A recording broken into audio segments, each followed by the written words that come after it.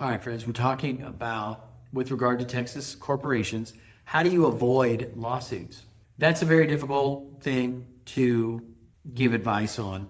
I think the best way to do that is really clear, well-written agreements. Almost every transaction between a business and a customer requires some sort of written agreement and an exchange of money for services or goods. When you go to the grocery store, you pay, you fill up your cart, you pay your bill, you write a check, you get a receipt. That's what memorializes that transaction. It's not exactly a contract, but it's close. It's an exchange of money. Your debit card taps the machine, and a receipt comes out, and that is there to very clearly itemize what you got in exchange for your dollars. Your written contract between yourself and your customer, whether you're selling a tangible or an intangible, doesn't matter, needs to be that clear, that itemized, that well thought out.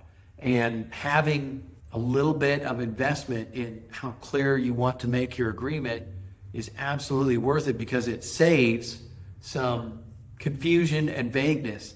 Things that you can put in your agreement that can be beneficial to you that are very clear are, let's say that you're a Texas corporation and you do business in Greenville, Hunt County, Texas, or you do business in Dallas County, Texas. You can put in your agreement that any dispute over your agreement has to be brought in your county of business operations. If it's Dallas County, Texas, put that in your agreement. If it's Kaufman County, Texas, put that in your agreement. If it's Fort Worth, Tarrant County, Texas, put that in your agreement, or make that clear, right? You can also do other things with those well-written agreements, like set out your expectations about how your client is going to communicate with you and how you're going to communicate with your client.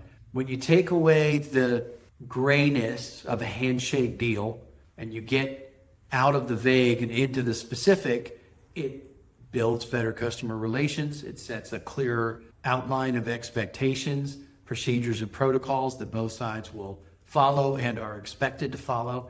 And it will prevent the problems of contracts written on napkins, contracts written in text messages exchanged by a client and a vendor. The vagueness of, well, what did so-and-so mean when they texted that or wrote this on the cocktail napkin? Those are non-specific things that, in my experience, lead to discord, failure, breakdown of communication, and potentially litigation.